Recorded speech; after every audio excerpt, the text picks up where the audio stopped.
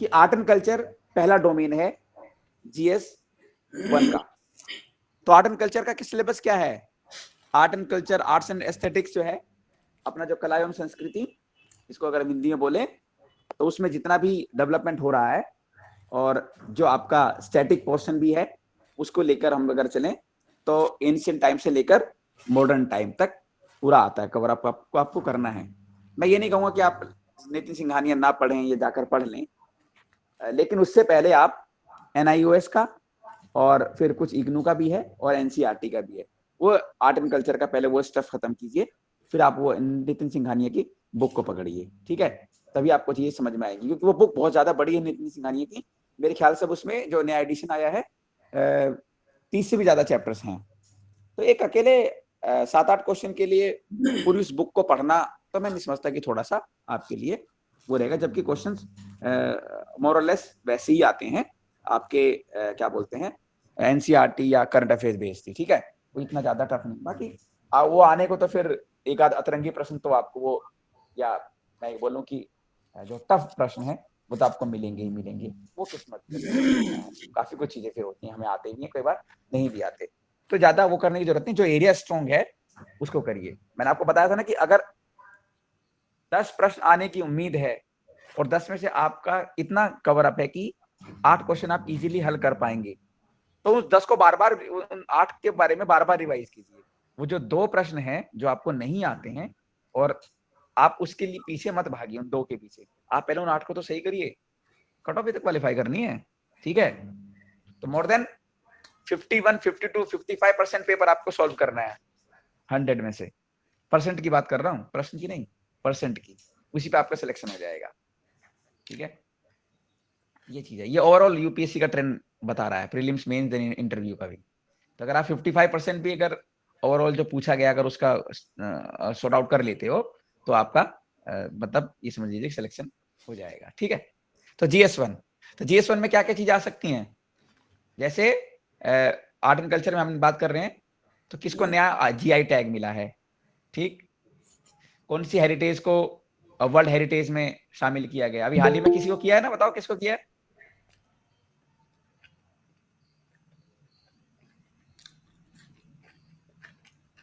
बताइए।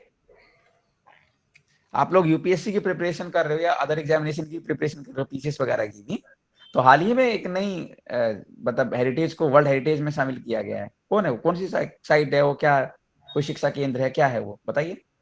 सर वो तो शांति निकेतन। शांति निकेतन है, वेरी गुड, एक्सीलेंट, ठीक है?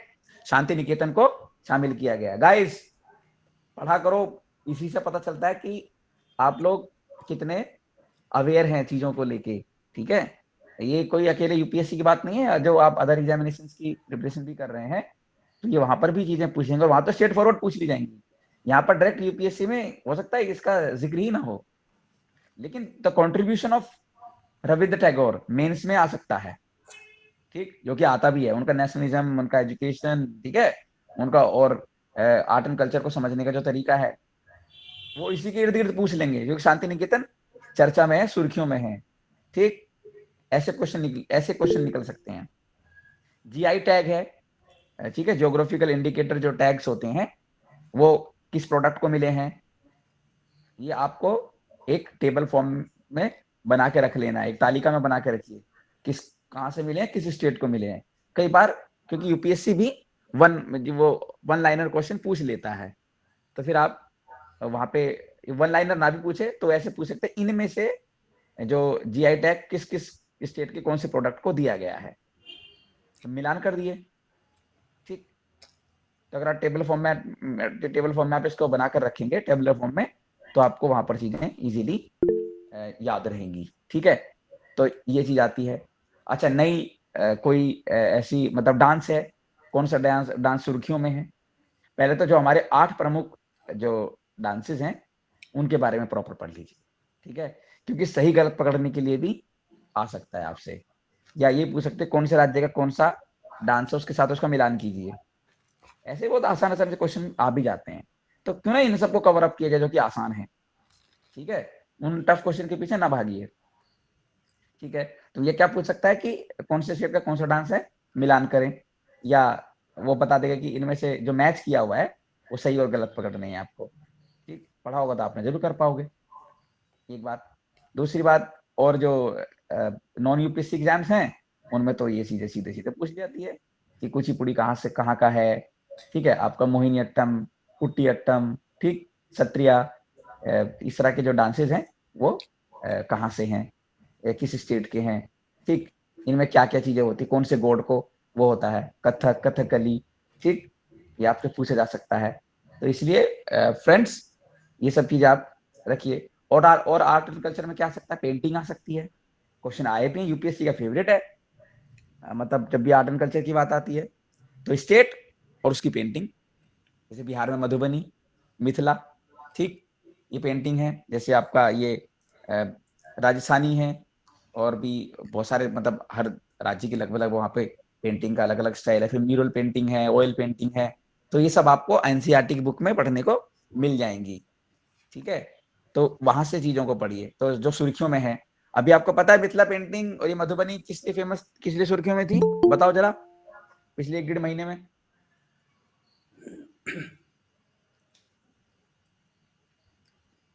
सर मिथिला एमपी से शायद। हाँ, अरे मिथिला एमपी में कहाँ है?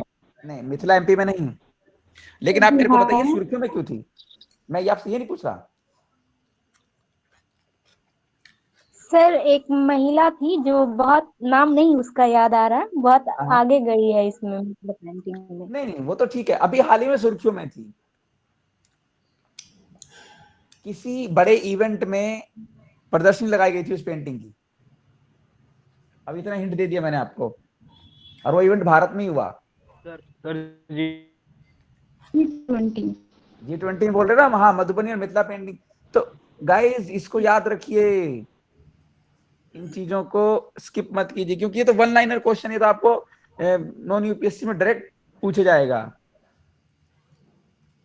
यूपीएससी क्या पूछ सकता है, इससे रिलेटेड लोग पूछ सकता है, इससे रिलेटेड वो जो इसके तरीके हैं पेंटिंग बनाने के, उन पर क्वेश्चन पूछ सकता है वो, या इस तरह के पेंटिंग्स का क्या योगदान रहा है भारत के मतलब कला एवं संस्कृति में, उस पर क्वेश्चन आपसे आ सकते हैं, समझ गए। इसलिए इन सबको याद रखिए, ठीक है। अब आ जाओ फिर सिंबल पे, जो सिंबल है यानी चिन्ह है। अच्छा, अभी एक चिन्ह था हमारा, वो पार्लियामेंट में ऊपर लगाया गया है, बताएंगे क्या है वो, तांबे का बनाकर। सेंगोल। सेंगोल नहीं, सेंगोल। सेंगोल नहीं, पार्लियामेंट के ऊपर छत पे सर सेंगोल। तांबे का, सम्राट अशोक से संबंधित है। अशोक का सर तो है ना सर सर, वो हाँ चिन्ह वही, जिसमें वो शेर दिखाया गया है ना। कांसे का, जी सर। हाँ, वो सुर्खियों हाँ में क्यों था शेर, शेर के बारे में क्या कंट्रोवर्सी थी, मतलब क्रिएट करने की कोशिश की गई थी, बताइए कुछ, अगर थोड़ा बहुत न्यूज वगैरह फॉलो किया हो तो। कि इसमें शेर को एग्रेसिव दिखाया गया घूरते हुए, तो इसको ऑपोजिशन ने बनाया था कि ये शेर आप ऐसे क्यों दिखा रहे हैं, भारत तो शांति का प्रतीक है। लेकिन भाई शेर अगर बकरी जैसा एक्ट करेगा तो शेर थोड़ी कहलाएगा वो, शेर तो वही होगा ना जो घुर्राता हुआ, शेर का तो नेचर ही यही है, समझ रहे हैं कि नहीं। समझ रहे जो, सर। हाँ,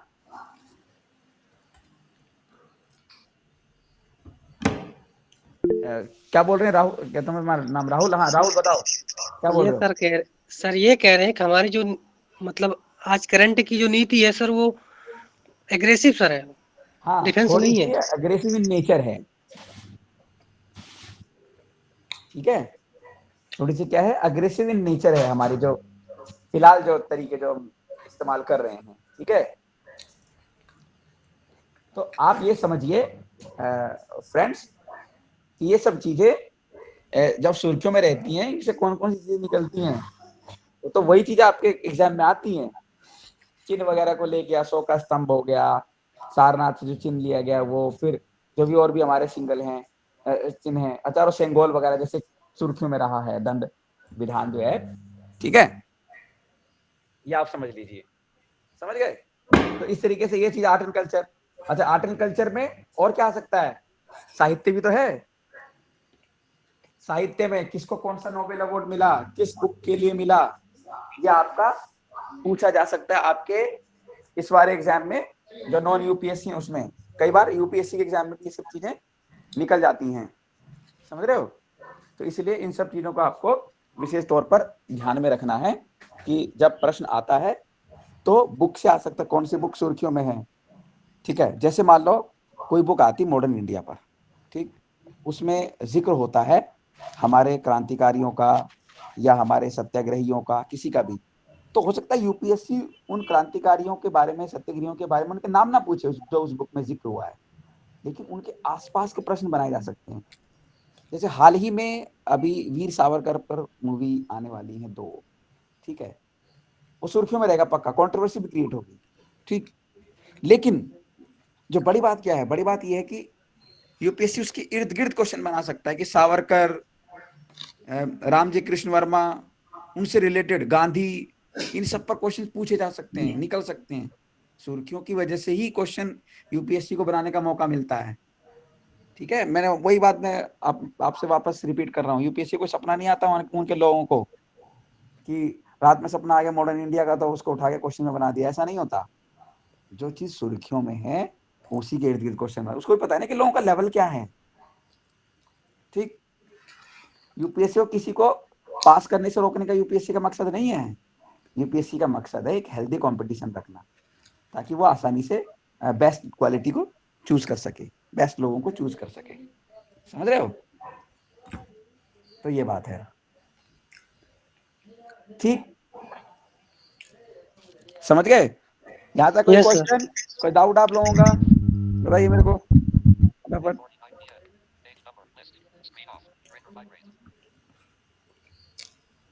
नहीं, कोई नहीं है? अच्छा, क्लास बोर लग रही है आप लोगों को, मुझे ऐसा लगता है। No, sir. सर आपकी जानकारी में एक चीज और डालना चाह रहे थे, नवंबर महीने की योजना भी आ गई है सर।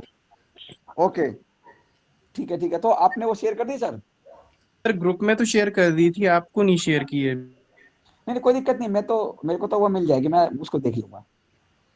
जी सर। हाँ, नवंबर से मैं उसको देख लूंगा। बस थोड़ा सा ये समीर सर दिक्कत क्या आ रही है कि जो करंट अफेयर्स हमारे पास अवेलेबल है ना बेस्ट, वो है इंग्लिश में अवेलेबल। तो अब ये देखना है कि हिंदी के लिए उसको कैसे जो है क्या बोलते हैं कन्वर्ट करा, उसको ट्रांसलेट कैसे करा जाए। जी सर। और क्योंकि हर चीज सर को मैं, जैसे हाँ जैसे सर इंग्लिश में होंगे तो वो की पॉइंट्स में इतने कठिन भी नहीं होते कि समझ में ना आए। नहीं, हाँ, जैसे बट ये इंडिया, तो, हाँ, जैसे बिल्कुल फॉर बिल्कुल, example Australia won world cup, simple है, ऑस्ट्रेलिया वर्ल्ड है, विन वॉन सेकंड फॉर्म है, इतने से समझ में आ जाएगा कि कहानी क्या चल रही है। एक एग्जांपल में मतलब कि वो कहानी क्या चल रही है ये समझ में आ जाएगा की पॉइंट्स से। तो मुझे नहीं लगता हाँ, कि लोग इतने नहीं समझ पाएंगे इंग्लिश। एक बार शेयर करके देख लेंगे, अगर इन लोगों को समझ में आएगा तो ठीक है, नहीं तो फिर उसका कुछ सॉल्यूशन निकालेंगे हिंदी का हाँ, तो क्योंकि जो इंग्लिश का। बेस्ट है वो फिर, क्योंकि हमारे पास दिक्कत क्या है कि अभी टाइम की थोड़ी सी कमी है, नहीं तो बैठ के हम ट्रांसलेट भी करते हैं, ऐसी कोई दिक्कत नहीं, उसको लिख भी लेंगे, कोई बड़ी बात नहीं। लेकिन वो गूगल ट्रांसलेटर वगैरह से उतने अच्छे से हो नहीं पाता, पर फिर भी पता नहीं, देखते सही हैं है सर। उसको कैसे इफेक्टिवली कर सकते हैं। नहीं, थोड़ा सा इन लोगों को सर अपनी इंग्लिश तो ठीक करनी पड़ेगी, ये सब करनी तो पड़ेगी, कहनी। क्योंकि एटलीस्ट ब्यूरोक्रेसी में आना चाह रहे हैं, बिल्कुल। तो इंग्लिश तो बेस्ट करनी इंग्लिश पड़ेगी। से बच नहीं सकते, जैसे सर किसी भी एग्जाम में मैथ्स से और रीजनिंग से नहीं बच सकते ना, वैसे ही हाँ, सिविल सर्विसेज में इंग्लिश से नहीं बच सकते। इंग्लिश में तो आप कहीं भी नहीं बच सकते, आपका आप क्या कुछ भी कर रहे हो लाइफ में, आप इंग्लिश से बच ही नहीं सकते,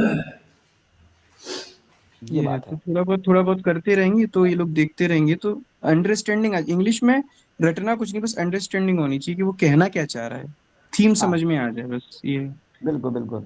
नहीं तो नहीं तो करंट बताइए, अफेयर ऐसे देखिए नहीं तो बहुत ये बेस्ट बताइए, अवेलेबल है नहीं आपका। तो ये बताइए 6 क्लास के जो बच्चे होते हैं उनको इंग्लिश इतनी अच्छी कहाँ होती है, पर एनसीईआरटी पढ़ते हैं, और एनसीईआरटी की इंग्लिश मीडियम की 6 क्लास इतनी इजी लैंग्वेज होती है ना कि वो आसानी से समझ में आती है उन बच्चों को। वही चॉइस, ठीक है गाइस, कोशिश देखो करना थोड़ा सा इंग्लिश के साथ कॉप अप करने के लिए, क्योंकि दिक्कत ये है हिंदी में, मैंने आपको बताया कि बेस्ट मटेरियल इंस्टेंटली अवेलेबल नहीं होता है, तुरंत मिलता नहीं है। और करंट अफेयर्स एक ऐसी चीज है जो आज घटित हुई और आपको आज ही पता चलनी चाहिए। आज ही उसके बारे में आपको रीड आउट करना चाहिए। तो ये तो एक डायनेमिक शिफ्ट होता है करंट अफेयर्स में। तो इसलिए हम लोग ट्रांसलेट करने बैठे तो फिर आपको पढ़ा नहीं पाएंगे और ट्रांसलेशन में लगे रहेंगे। तो थोड़ा सा अब आप लोग भी अपने आप को में या कुछ मतलब कंट्रोवर्सी भी हो रही है, कुछ भी हो रहा है, तो उसके इर्द गिर्द जो क्वेश्चन बनते हैं उसके हिसाब से, कोई मूवीज आ रही, कुछ मूवीज आ रही, वेब सीरीज आ रही हैं, पर्सनैलिटी पे आ रही है, किसी की बायोपिक आ रही है, तो वो डायरेक्टली क्वेश्चन आपका वहां से आर्ट एंड कल्चर के तहत पूछ लिया जाता है। तो ये 3-4 चीजें आर्ट एंड कल्चर में आपसे पूछी जाती हैं, समझ गए। मेंस में क्या रोल होता है आर्ट एंड कल्चर का, कला एवं संस्कृति का क्या योगदान रहा है, हमारी पर्सनैलिटीज जो रही हैं, जैसे स्वामी विवेकानंद, ठीक है, चैतन्य महाप्रभु, ऐसे ऐसे जो लोग रहे हैं उनकी पर्सनैलिटीज के बारे में पढ़िए, कोई डायरेक्ट क्वेश्चन निकलते हैं। रविंद्रनाथ टैगोर, महात्मा गांधी, ठीक, जैसे गांधी के 7 पाप, ठीक। हालांकि ये GS4 में पूछने का विषय है, लेकिन आपको पता रहना चाहिए एग्जाम्पल वगैरह देने के लिए जब गांधी के बारे में कुछ क्वेश्चन निकलेगा। तो जो हमारे विचारक हैं उनके बारे में, चाहे वो आपके राजा राम मोहन रॉय हो, ईश्वर चंद्र विद्यासागर हो, बंकिम चंद्र चटर्जी हो, कोई भी हो, अपने जो भी इस तरह के लोग रहे हैं, तो उनका योगदान क्या रहा है हमारे संस्कृति वगैरह को लेके, तो ऐसे क्वेश्चंस आपके अक्सर वहां से निकल सकते हैं, कला एवं साहित्य के क्षेत्र में भी। और प्लस जो आपका मॉडर्न इंडिया जो हिस्ट्री है, जिसके भी मैं अभी नेक्स्ट 2-3 मिनट में बात करूंगा, ठीक है। तो यहाँ पर ये आपका कला एवं संस्कृति का क्षेत्र है, जो पूरा की कहाँ कहाँ से कौन कौन सी चीजें मुख्य तौर पर निकल सकती हैं, यूपीएससी एग्जाम के पॉइंट ऑफ व्यू से भी और नॉन यूपीएससी एग्जाम के पॉइंट ऑफ व्यू से भी, ठीक है। यहाँ तक कोई आपको दिक्कत हो, कुछ आपको शेयर करना हो तो मुझे बताइए।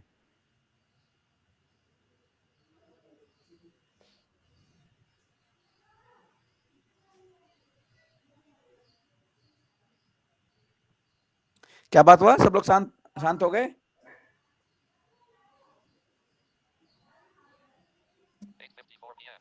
नो सर, कोई दिक्कत नहीं। कोई कोई दिक्कत नहीं है? दिक्कत नहीं। इतना टाइम कैसे लगा देते हो? कोई दिक्कत है भी बोलने में, नहीं है बोलने में? इतना टाइम मत लगा कीजिए, ठीक है। चलिए, आपने देखा आर्ट एंड कल्चर, उसका सिलेबस एंशिएंट टू मॉडर्न कुछ भी हो सकता है, वो आपका पूरा ये मिडिवल टाइम का है, एंशिएंट टाइम का, सारा पूछ सकते हैं, मूर्ति कला वाला से लेकर सब कुछ, कौन कौन सा स्टाइल रहा है मूर्तियों का, मंदिर बनाने कौन कौन से स्टाइल है बताओ, 2 स्टाइल बताओ मंदिर जो बनाते हैं।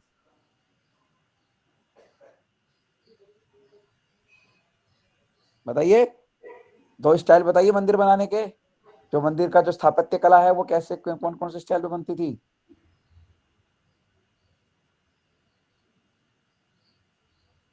सर द्रविड़, वेरी गुड, बहुत अच्छे।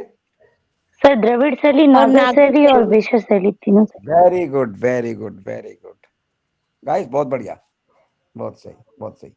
तो ये सारी चीजें जो है ना आपसे पूछी जा सकती हैं कहीं पर भी, ठीक। और यूपीएससी के मेंस में आपको यहाँ पर एग्जाम्पल वगैरह भी देने पड़ सकते हैं, पूछ सकते हैं आपको जो नगरा शैली है वो किस तरह की थी, और उदाहरण सहित अपने आंसर को स्पष्ट कीजिए, ठीक है। तो ऐसा, तो जो राम मंदिर बन रहा है उसमें कौन सी शैली का इस्तेमाल हो रहा है, ये किस शैली से प्रेरित है, उसके बारे में भी आपसे क्वेश्चन पूछा जा सकता है। इसलिए प्लीज इन सब के बारे में डिटेल में पढ़िए। मूर्ति कला जो किस तरीके से बनती थी, मतलब मूर्तियां कैसे बनाई जाती थी वो, ठीक।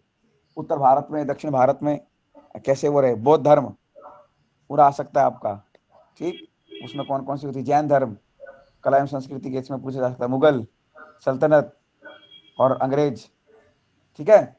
जो मीनार बनाने की जो शैली थी, गॉथिक, ग्रीक, हाँ, इंडो ग्रीक, ये सारी जो शैलियां हैं वो पढ़िए आप लोग। मुगल के टाइम पे जैसे मुगल गार्डन है, तो मुगल एक प्रकार का, और मुगलों ने नहीं बनाया, लेकिन मुगल शैली से बना हुआ, तो शैली है ये एक प्रकार की। ये सुर्खियों में क्यों थी बताइए?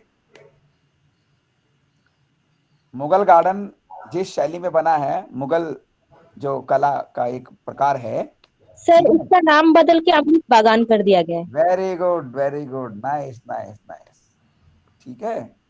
चारबाग शैली हो या, ठीक है, मुगल शैली हो, ये सारी चीजें आपसे पूछी जा सकती हैं। तो ये पूरा कला एवं संस्कृति का क्षेत्र है, बहुत बड़ा है, कहाँ कहाँ तक मैं आपको गिनाऊंगा। ठीक, तो वो चीज है। फिर जो स्तूप बनाए जाते हैं, बौद्ध स्तूप, उनमें भी हर अलग अलग क्षेत्र में अलग अलग वो पड़ता है, कहीं हरबिया होता है, कहीं कुछ गुम्बद होता है, कहीं कुछ होता है, मतलब अभी मैं डिटेल में जिक्र नहीं कर रहा हूँ। तो मथुरा में, इधर अफगानिस्तान में, फिर इधर आपका सांची में, हाँ, सारनाथ में, तो अलग अलग जगह पर अलग अलग आपको कला देखने को मिलेगी, कहीं पर भी एकता नहीं है, एक रूपता आपको देखने को मिलेगी नहीं।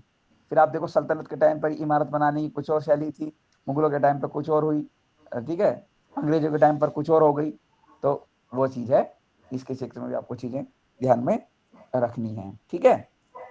और अगर इनका वर्तमान से कोई संदर्भ पाया जाता है तो फिर तो आपको वो ऑलरेडी कवर अप चीजें करनी है वहां से, ठीक है। ओके, अब आ जाओ अपने हिस्ट्री वाले पोर्शन पर। तो जो मेंस का जो सिलेबस है उसमें हमेशा मॉडर्न हिस्ट्री आता है, ठीक, एंशिएंट हिस्ट्री आता ही नहीं है। तो मॉडर्न हिस्ट्री आपका इंडस्ट्रियल रेवोल्यूशन से लेकर, मतलब 1800 से लेकर अब तक का पूरा आपसे पूछा जाता है, ठीक है। और वो जो वहां पर आप कंफ्यूज ना होना, जो एंशिएंट हिस्ट्री के बारे में जो पूछा जाएगा तो कला एवं संस्कृति के क्षेत्र में आपसे पूछा जाएगा, ठीक है। बाकी मुगलों ने क्या किया, उसने क्या किया, वो सब चीजें उस लेवल की मेंस में नहीं निकलेंगी, वो कला एवं संस्कृति के क्षेत्र में, साहित्य के क्षेत्र में निकलेंगी। बाकी जो मॉडर्न हिस्ट्री है वो आपका अब तक आएगा, अब मतलब अंग्रेजों के टाइम का लेके अब तक का, तो उसमें पूरा की हमारे कौन कौन से स्वतंत्रता सेनानी, सत्याग्रही रहे हैं, विचारक रहे हैं, उनकी पर्सनैलिटी के बारे में डिटेल में पढ़िए। और जो अंग्रेजों ने जो एक्ट वगैरह पास किए हैं उसके बारे में पढ़िए, वो GS1 में भी आ सकता है, इस तरह क्वेश्चन हिस्ट्री के पोर्शन के रूप में पूछे जा सकते हैं, उनके उनके जो काम है वो सब चीजें, और जो हमारा जो रिवोल्ट वगैरह हुए हैं उन सब के बारे में, तो वो वहां से पूछा जा सकता है। तो टिल प्रेजेंट, ठीक है, modern India to till present अब तक का पूरा आपसे पूछा जा सकता है। मतलब स्वतंत्रोत्तर भारत की जो राजनीति है उसमें भी वो उस पोर्शन में वहां से चीजें निकल सकती हैं। तो ज्यादा इसके बारे में एज सच बोलने को है नहीं, पर हाँ इतना समझिए कि जो पर्सनैलिटीज हमारी रही हैं, मतलब जिनका हमारे देश को बनाने में योगदान रहा है, यहाँ तक बनाने में योगदान रहा है, तो उनके बारे में पढ़िए। अपने विचारक जो मैंने आपको बताया ना, चाहे वो धार्मिक रूप में हो या सांस्कृतिक सामाजिक सुधार के रूप में हो, उन सबका ज्योतिबा फुले हो गए, सावित्रीबाई फुले हो गए, ठीक है, इस तरह के जो समाज सुधारक लोग रहे हैं, चाहे आपके वो आर्य समाजी रहे हों, चाहे आपके वो राजा राम मोहन रॉय रहे हों, ईश्वर चंद्र विद्यासागर रहे हों, इन सब के बारे में डिटेल में पढ़िए, ठीक है। क्वेश्चन डायरेक्ट निकल सकते हैं। और बाकी कल जीएस के क्वेश्चन जो है, कुछ क्वेश्चन उनके बारे में हम लोग थोड़ी सी चर्चा भी करेंगे। बोलते ये हमारा क्षेत्र नहीं इतिहास का है, लेकिन करंट अफेयर से रिलेटेड कौन कौन सी चीजें वहां आई है 2023 के प्रश्न पर मुख्य तौर पर बात करेंगे, ठीक है, ये चीज होगी। ऑल राइट, अच्छा अब आ जाता आपका ये वर्ल्ड हिस्ट्री। तो वर्ल्ड हिस्ट्री आता है इंडस्ट्रियल रेवोल्यूशन से लेकर अब तक। तो इंडस्ट्रियल रेवोल्यूशन के फायदे, नुकसान, प्रभाव बहुत अच्छे से पढ़ के जाने हैं। जर्मनी का एकीकरण, इटली का एकीकरण बहुत अच्छे से पढ़ना है। First world war, second world war अच्छे से पढ़ना है, और कोल्ड वॉर, वियतनाम युद्ध, कोरिया युद्ध, ठीक है, और जो जापान वगैरह में जो बदलाव हुए हैं, ठीक है, सीधा आ सकता है। जो अरब के देशों में जो चीजें चली हैं पिछले 100-150 सालों में, वहां से क्वेश्चन निकल सकते हैं, निकले भी हैं, ठीक है, 2018 में प्रश्न आया था। तो ये सब चीजें हैं। तो वर्ल्ड हिस्ट्री मतलब इंडस्ट्रियल सर स्टेट वालों को तो नहीं करना ना ये? जी स्टेट वालों को तो नहीं करना ना ये? नहीं, ये स्टेट के लिए नहीं है, स्टेट के लिए नहीं है, बट इतना है कि अगर आप पढ़ेंगे तो जो है आपके लिए फायदेमंद ही रहेगी, क्योंकि जब भी बात आपसे first world war, second world war के बारे में कुछ क्वेश्चंस निकल सकते हैं वहां से, ठीक है, संधियां वहां से डायरेक्ट वगैरह इस तरह के एग्जाम्स में, PCS वगैरह में संधियां वगैरह अक्सर पूछी जाती हैं। इटली का एकीकरण किसने किया, जर्मनी का एकीकरण करने में सबसे बड़ा योगदान किसका रहा, ऐसे ऐसे क्वेश्चंस निकल सकते हैं। या अमेरिका युद्ध में किस घटना की वजह से कूदा, ठीक, या अमेरिका ने किस देश पर परमाणु बम गिराया, यहाँ से आ सकता है, ठीक। या फिर आपका वो USSR से रिलेटेड कुछ क्वेश्चन पूछ सकते हैं कि जो साम्यवादी क्रांति कहाँ हुई, ऐसे ऐसे क्वेश्चन आते हैं, कौन नेता था, तो ऐसे क्वेश्चन निकल सकते हैं। ज्यादा मतलब डिटेल में जाने की आवश्यकता नहीं है, लेकिन UPSC वालों आप लोग थोड़ा सा सतर्क रहिए। सतर्क क्या, बढ़ना ही पड़ना है, सतर्क रहने से काम नहीं चलेगा क्या, ठीक। तो ये वर्ल्ड हिस्ट्री का है पूरा आपका सिलेबस। तो इसमें करंट अफेयर्स में क्या क्या आ सकता है भाई, जैसे हमास इजराइल का चल रहा है, ठीक है, तो वो पूछ सकता है कि द्विराष्ट्रीय सिद्धांत, 6 डे वॉर, अब अरब ऑयल क्राइस, ठीक है, जो ये अरब का तेल संकट 1973 वाला, यहाँ से आ सकता है। ओस्लो अकॉर्ड यानी ओस्लो समझौता किससे संबंधित है, ऐसे क्वेश्चंस निकल सकते हैं नॉन यूपीएससी एग्जाम्स में भी। और यूपीएससी में वो पूछ सकता है कि इजराइल के बनने और बिगड़ने और फलस्तीन के बारे में जो है, हालांकि वहाँ क्वेश्चन अब तक आया नहीं कुछ इस तरह का, लेकिन आ सकता है, कोई बड़ी बात नहीं है। रूस यूक्रेन युद्ध के बारे में कुछ आ सकता है, चाहे वो आपका सोवियत संघ का विघटन हो, उसके कारण के बारे में बताइए। भाई जिक्र तो है ही, क्योंकि जो आपके पुतिन साहब हैं वो क्या करते हैं, उनका कहना यह है कि वो रिवाइव कर रहे हैं सोवियत संघ की जो प्रेस्टीज थी उसको वो वापस से लाना चाहते हैं। तो सोवियत संघ का विघटन के कारण पूछ सकता है यहाँ से, उससे लिंक करके, ठीक है, और उसका आगे क्या प्रभाव पड़ा, कारण पूछना कहना मतलब नहीं, वो पूछ सकता है इससे प्रभाव क्या पड़े दुनिया पर, सोवियत संघ के विघटन के, कोल्ड वॉर समाप्त हो गया, ऐसा कुछ शीत युद्ध से रिलेटेड क्वेश्चन पूछ सकता है वो। तो रूस यूक्रेन युद्ध से प्रभावित होकर यूपीएससी से क्वेश्चन बना सकता है। और प्रीलिम्स में तो आपको पता ही है कैसे क्वेश्चन निकल सकते हैं। मैंने बताया था कि जब रूस यूक्रेन युद्ध चल रहा था 2023 में क्वेश्चन पूछ लिया कि रूस को कौन कौन से देशों की सीमा टच करती है, फाइंड कीजिए, पांच छह ऑप्शन दे दिए, उनमें से जो करती हैं वो आपको टिक लगाइए, ठीक। ऐसे इजराइल के बारे में पूछ सकता है, या अरब देशों के बारे में पूछ सकता है कि जो आपका ये अरब कोऑपरेशन, ये गल्फ कोऑपरेशन काउंसिल है, हालांकि यूपीएससी ने पहले पूछा था कि इसमें कौन कौन से देश शामिल हैं, 4-5 देशों की लिस्ट दे दी। या अरब स्प्रिंग क्या है, या अभी हाल ही में सीरिया को किस में शामिल किया गया, अरब लीग में शामिल किया गया सीरिया को 12 साल बाद, ठीक है, तो पूछ सकता है कौन कौन से देश हैं। ओपेक के जो देश हैं, जो मतलब मेनली ऑयल प्रोड्यूसिंग कंट्री है, ये organisation of petroleum exporting countries, OPEC इसका फुल फॉर्म होता है। जिक्र करेंगे इन सब चीज़ों को, चिंता नहीं करो, आगे करंट अफेयर्स में भी, क्योंकि सुर्खियों में भी है। तो वहाँ से पूछ सकते हैं कौन कौन से देश में शामिल हुए हैं या हैं, मतलब, ठीक, वेनेजुएला से लेकर रूस और ये सब आपका सऊदी अरब वगैरह, ठीक है, ये सब चीज़ आ सकते हैं आपसे। ओपेक प्लस क्या है ये आपसे पूछा जा सकता है, ठीक। या फिर आपका जो ये I2U2 है, जो अभी नया क्वाड जिसको बोला जा रहा है, वेस्टर्न क्वाड, वो है। या जो हम अपना वो जो बना रहे ना, मिडिल ईस्ट से लेकर जो कॉरिडोर बन रहा है, यूरोपियन इकोनॉमिक कॉरिडोर करके जो हमारा बन रहा है, कौन कौन से देशों को होकर से गुजरेगा वो, इसके बारे में वो आपसे पूछ सकता है, ठीक है। हालांकि ये डेवलपिंग स्टेज में तो इसका क्वेश्चन मुश्किल है आए, लेकिन पढ़ना तो फिर भी चाहिए अपन को, कोई कुछ भी हो सकता है, ये बात है, ठीक। तो ऐसे प्रश्न निकल सकते हैं आपके कि वर्ल्ड हिस्ट्री के नाम पर जो कहे, या करंट अफेयर्स के नाम पर आप कह लीजिए, वो आप देख लेना कि संदर्भ यूपीएससी कहाँ से ले रहा है। जब प्रश्न आता है तभी हम बता सकते हैं इसका संदर्भ कहाँ से था और किन वजहों से वो सुर्खियों में था, ठीक है। ये बात हो गई, तो हो गया आपका art and culture, modern history और वर्ल्ड हिस्ट्री। आ जाओ ज्योग्राफी पे, ठीक है, भूगोल पे। भूगोल पे मेंस में जो क्वेश्चन आ सकते हैं वो प्लेट टेक्टोनिक थ्योरी पर आ सकते हैं, जो अब ये सुर्खियों में क्यों है, क्योंकि रिसेंटली हमने देखा कि बहुत सारे भूकंप आए हैं अभी हाल ही में, दिल्ली में ही 1 महीने के अंदर 4-5 बार भूकंप आ गया। तो किस तरीके से टेक्टोनिक शिफ्ट हो रहा है, हिमालय राइज हो रहा है। एक IIT कानपुर की ये स्टडी भी है कि हिमालय जो है ऊपर की तरफ उठ रहा है, तो हो सकता है कि उसकी वजह से कुछ ये कारण बन रहे हो कि भूकंप बार बार आ रहा है। और अभी एक देश है ऐसा, आई एम नॉट रिकॉलिंग, कि मेरे को याद नहीं आ रहा, जिसमें एक दिन में 900 बार झटके। हाँ, आइसलैंड जो एक छोटा सा देश है, एक दिन में 900 बार वहां पर भूकंप के झटके महसूस हुए। तो ये मतलब नया फिनोमिना नहीं है, तो आप समझ रहे हैं, एक दिन में 900 बार ट्रिमर आना, छोटे बड़े माइनर ट्रिमर्स को भी जोड़ा गया सब कुछ, तो आप समझ लीजिए इस कैसे वो सुर्खियों में है। फिर चाहे हैटी हो, चाहे जापान हो, ठीक है, चाहे अभी तुर्की में आया था भूकंप। तो भूकंप ये नहीं पूछेगा हाल ही में किसमें भूकंप आया, कितने लोग मारे गए, ये नहीं, भूकंप के पीछे की वजहें क्या है, क्या वो टेक्टोनिक शिफ्ट है या कोई और ज्योग्राफिकल कंडीशंस हैं, उन सब के बारे में आपसे प्रश्न पूछ सकते हैं। मेंस में पूछ सकते हैं कि प्लेट टेक्टोनिक थ्योरी के बारे में, कि ये डाइवर्जन है, कन्वर्जन है, ट्रांसफर, ये क्या है, ठीक, ऐसे प्रश्न निकल सकते हैं दोस्तों, इसलिए आप इन सब चीज़ों को ध्यान में रखिए। तो ज्योग्राफी में एक तो ये हो गया, भूकंप हो गया। फिर बाढ़, फ्लड मैनेजमेंट ज्योग्राफी का विषय है। दिल्ली के फ्लड, अभी आपको पता है दिल्ली में बाढ़ आई 1978 के बाद से अब, तो ये सुर्खियों में रही है, पूछा जा सकता है। और खासतौर पर जो दिल्ली के आसपास के निवासी इंटरव्यू वगैरह भी दे रहे हैं, तो वहाँ पे भी कुछ प्रश्न निकल सकते हैं कि आप दिल्ली के रहने वाले हैं तो बाढ़ के कारण बताइए क्या थे। तो यमुना का क्या कोर्स चेंज हो रहा है, यानी यमुना अपना रास्ता चेंज कर रही है, या यमुना में जो घर बन रहे हैं उसकी वजह से दिक्कतें हैं, कहाँ दिक्कतें हैं, या अर्बन मैनेजमेंट में कोई प्रॉब्लम है।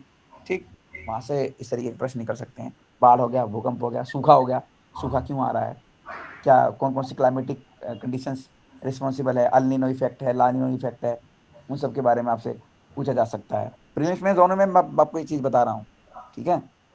तो और बाकी इसके अलावा आपसे जो क्लाइमेट चेंज के और भी जो इफेक्ट्स हैं, बाढ़, भूकंप, सूखा, ये तो मेन है ही। जलवायु परिवर्तन, किस तरीके से ग्लोबल वार्मिंग हो रही है, कौन कौन सी चीज़ उसके लिए रिस्पॉन्सिबल हैं, ग्रीन हाउस गैसेज हैं, ठीक है। और आपको दिल्ली पोल्यूशन, अभी हाल ही में आपने देखा ना कि पोल्यूशन दिल्ली में बहुत ज़्यादा था, कि अभी भी हालांकि बहुत ज़्यादा है। मेरे यहाँ पर भी फिलहाल जो एयर क्वालिटी इंडेक्स है वो 400 के ऊपर बना हुआ है, तो सीवियर कैटेगरी में है।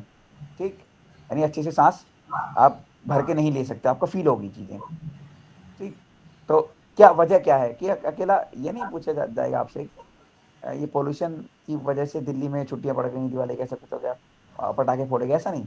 उसके पीछे की वजह क्या है, क्योंकि कुछ कुछ जो है वो आपकी नेचुरल कंडीशंस भी, या नेचुरल जो वेदरिंग कंडीशंस हैं दिल्ली की, वो भी इसके लिए रिस्पॉन्सिबल हैं। ठीक, जो आपका ये उत्तर से लेकर जो दक्षिण तक जो हवाएं चलती हैं, वो दिल्ली में उसका कितना प्रभाव है, नहीं है, पूर्व से पश्चिम वाली है, जो भी है, दिन में रात में, तो उस सब के बारे में हम लोग चर्चा करेंगे। तो सुर्खियों में कैसे हैं, कौन कौन सी गैसेस इमिट होती हैं, निकलती हैं, और क्या कौन कौन से हमने अब तक लिए हैं। तो उससे रिलेटेड संस्थाएं, सेंट्रल पोल्यूशन कंट्रोल बोर्ड, सीधा सीधा क्वेश्चन ऐप का आ गया था, इन्वायरमेंटल प्रोटेक्शन जो ये आपका एक्ट वगैरह करके है, ये सब चीज़ें पूछा था। ये आपका EIA हो गया, इन्वायरमेंटल असेसमेंट इम्पैक्ट, ठीक है। तो EAI जो भी ऐसे ऐसे जो बॉडीज हैं, ये आपका ये ग्रीन ट्राइब्यूनल्स हो, चाहे इन सब के बारे में जो जो पोल्यूशन को टैकल करने वाली जो संस्थाएं हैं, वो सेंट्रल लेवल की, स्टेट लेवल की, इन सब के बारे में पढ़िए। कि 2018 में ऐसा क्वेश्चन आ गया था कि मेरे ख्याल से सेंट्रल पोल्यूशन कंट्रोल बोर्ड और ये आपका ग्रीन ट्राइब्यूनल, इसके बारे में क्वेश्चन पूछ रहे, क्या ये दोनों एक्ट के तहत बने हैं, तो किसका ऑर्डर मैंडेटरी नहीं है, ऐसा कुछ करके क्वेश्चन आया था 2018 में। एग्जैक्टली मुझे याद नहीं आ रहा, लेकिन ऐसे प्रश्न निकल सकते, वो सुर्खियों में था उस टाइम पर पोल्यूशन वगैरह की वजह से ही। ठीक है, एक ग्रैप क्या टेक्नोलॉजी है, एक जो अभी मतलब बनाई गई है पोल्यूशन वगैरह को टैकल करने के लिए, general responsible action plan, grab, GRAP, ठीक है, ऐसा करके जो बनाया गया है, उसके बारे में आपसे क्वेश्चन पूछा जा सकता है। मैं ये सब आपको इसके नोट्स भी दूंगा, और थोड़ा थोड़ा जिक्र भी करूंगा कि आपको चीज़ें समझ। देखिए, करंट अफेयर जब मैं पढ़ाऊंगा तो डीपली डिस्कस में नहीं कर पाऊंगा, क्योंकि अगर मैं डीपली डिस्कस करने में रह गया तो बहुत सारी चीज़ें, बहुत सारी क्या, बहुत कुछ छूट जाएगा, और आपका प्रीलिम्स भी हो जाएगा, और सर सिलेबस पूरा हो भी नहीं पाएगा। इसलिए बहुत सारी चीज़ें सेल्फ एक्सप्लेनेटरी, स्वयं व्याख्यायित रहेंगी, तो आप उन्हें खुद से भी समझें, और कोई दिक्कत आए तो तब हमें आप बताइए, ठीक है। ज्योग्राफी में ये चीज़ें मुख्य मुख्य तौर पर ध्यान में आपको रखनी है। मैप बेस्ड क्वेश्चन निकल जाते हैं, तो उन सब पर भी आपको ध्यान में देना है, और हम लोग इस पर काम भी करने वाले हैं, ठीक है। ये चीज़ है। अब आ जाओ, लास्ट जो आपका बचता है वो है social issues, society, social empowerment, कुछ भी कह लो, ठीक है। वहाँ से क्वेश्चन निकलते हैं, वो उसमें सोसाइटी के लेवल पर कौन कौन सी चीज़ें रही हैं, जैसे सोशल ऑडिटिंग क्या होती है, ठीक है, सोशल सर्विस क्या होती है, या फिर आपका जो सोशल सिक्योरिटी क्या होती है, इस तरह की चीज़ें, इससे रिलेटेड जो आपके EPFO, जो एम्प्लॉयमेंट प्रोविडेंट फंड ऑर्गेनाइजेशन वगैरह, जो क्या काम करता है, इससे पेंशन फंड वगैरह क्या होते हैं, इंश्योरेंस क्या होती है, इस तरह की चीज़ें, इनसे रिलेटेड जो जो संस्थाएं वगैरह सुर्खियों में रही है, वहाँ से प्रश्न निकल सकते हैं। स्कीम वगैरह निकल सकती हैं कि कौन कौन सी स्कीम्स हैं, उससे रिलेटेड क्वेश्चन आ सकते हैं। लेकिन प्रीलिम्स में थोड़ा कम चांसेस हैं, मेंस में वहाँ पर आ सकता है कि महिला सशक्तिकरण वगैरह को लेके, जैसे हाल ही में नारीवन अधिनियम आया अभी, जो महिलाओं को 33% आरक्षण देने की बात करता है, उसके बारे में आपसे यहाँ पर चीज़ें निकल सकती है कि सोसाइटी पर क्या इफेक्ट पड़ेगा। हालांकि ये GS2 का विषय भी है, लेकिन सोसाइटी का है सबसे पहले, तो सोसाइटी पर से क्या इफेक्ट्स पड़ेंगे, महिलाओं का कितना सशक्तिकरण इससे हो पाएगा, कितनी महिलाएं इसमें राजनीति में आ पाएंगी, नहीं भी आ पाएंगी, उन सब के बारे में चीज़ें वहाँ से निकल सकती हैं, ठीक है। तो इसलिए ये आपको पूरा आपका GS1 का सिलेबस मैंने आपको बता दिया है। ये चीज़ें आपकी पूछी जा सकती हैं इन डोमेन से, और कल से हम लोग जो है चर्चा करेंगे, और कल हम लोग GS1 को कोशिश करेंगे कि पूरा अक्टूबर का हो जाए। बताइए, ठीक है? यहाँ तक कोई प्रश्न, कोई डाउट, कुछ शेयर करना हो? Anything else?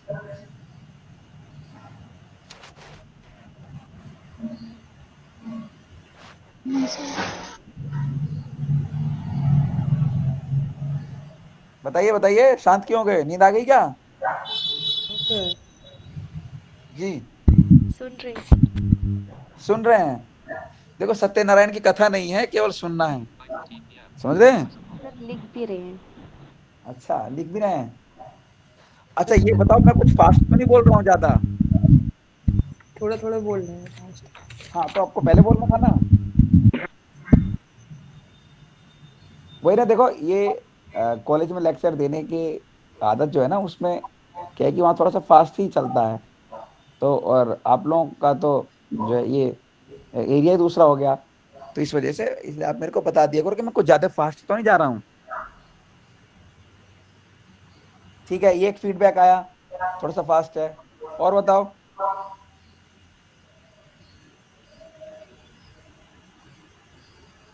बताइए बताइए, गुड़िया, राहुल, सुप्रिया, फलक, रिया, बताओ बताओ। नो सर, सही है। पक्का? Yes, sir. Yes, sir. देखो गाइस, केवल सुनना नहीं है, पार्टिसिपेट करिए। अच्छा बोलिए, गलत बोलिए, कुछ भी तो बोलिए सही, मेरे को भी सही लगेगा, नहीं तो जो है चीजें वो रहे उसमें वो रहेंगी। तो ये चीज है, ठीक है? अच्छा, आप मेरे को बताइए, हम्म अल्नीनो और लानीनो के बारे में आप क्या जानते हैं? सर बारिश इसी पे डिपेंड करती है, ये एक मतलब प्रकार का किसान। फिनोमिना सर है। ये हाँ सर जी। ये जलवायु है, और हाँ, इसी और बारिश इसी पर डिपेंड करती है। अच्छा, तो अल्नीनो क्या हुआ? अल्नीनो के टाइम पे क्या होता है?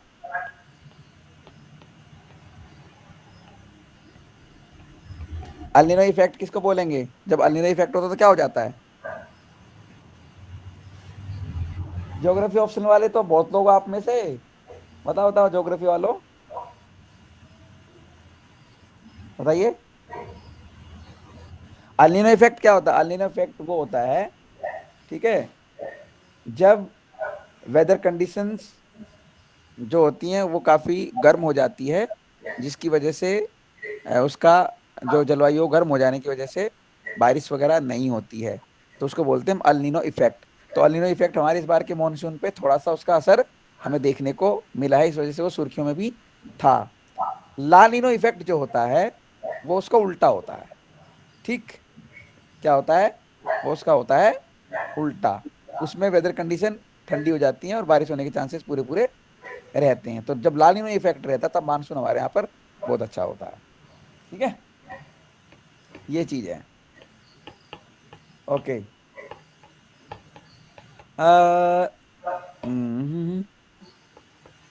क्वेश्चन तो ऑन द स्पॉट कई बार याद आते नहीं है। अच्छा, जो मैंने आपसे बात की थी टेक्टोनिक प्लेट्स की, तो कितनी मेजर टेक्टोनिक प्लेट्स हैं हमारी? 7 कितनी? 7 बड़ी है। 7 बड़ी 7। हैं। 7, वेरी गुड। 7 के अलावा कोई छोटी मोटी और भी हैं क्या, या 7 ही हैं? हाँ सर, छोटी मोटी भी है। Very good, good good good. अच्छा, एक दो प्लेट के नाम बताओ। तो सर इंडियन और ऑस्ट्रेलिया एक प्लेट हाँ, इंडो हमारी जो ऑस्ट्रेलियन हो गई। प्लेट। हाँ, बिल्कुल बिल्कुल, बहुत अच्छे। हाँ बोलो। और अफ्रीकन। हम्म, ठीक है ठीक है।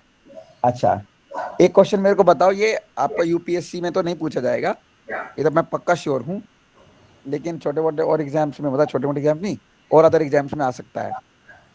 क्या आपको पता है कि एक बार पूरा पेंजिया था? पेंजिया जानते हो किसे कहते हैं? जी सर, पेंजिया बताओ क्या दो था? जी टुकड़ों सर, में महाद्वीप डिवाइड हो गया है। सर, गोंडवाना और अंगारा लैंड। हाँ, गोंडवाना और यूरेशियन है ना। और तेथिस सागर जो उसमें सेडिमेंट फिल हो गया है। हाँ नहीं, पेंजिया क्या है, पेंजिया में पूछे तो आपने कहा कि पेंजिया के दो हिस्से हो गए थे, तो गोंडवाना और यूरेशियन, लोरेशियन, सॉरी लोरेशियन। तो लेकिन आप मेरे को ये बताओ कि पेंजिया क्या था।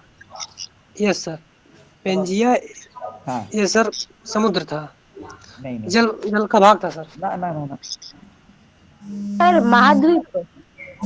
ओ सॉरी सर,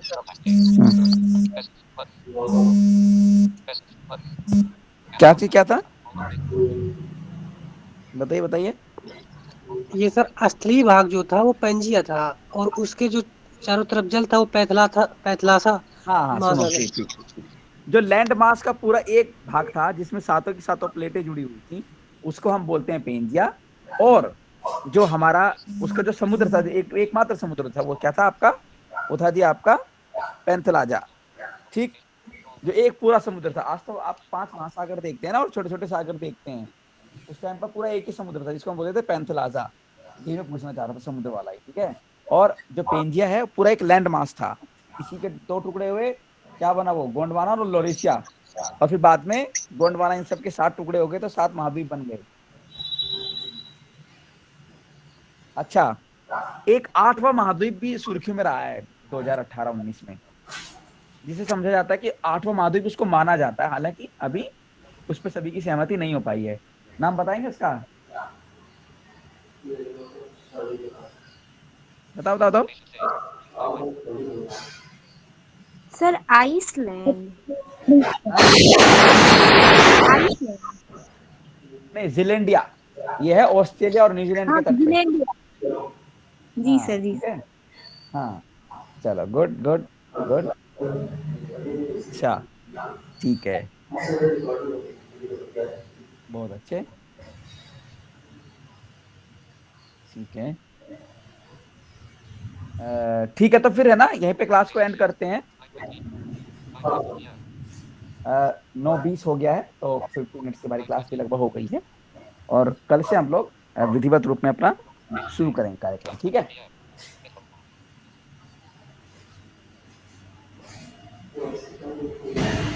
ठीक है गाइस, कोई क्वेश्चन, कोई डाउट, कुछ कहना हो, सुनना हो, बताइए। नहीं है,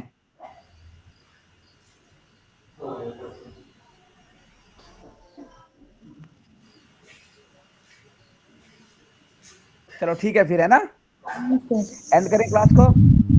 yes sir, thank you sir.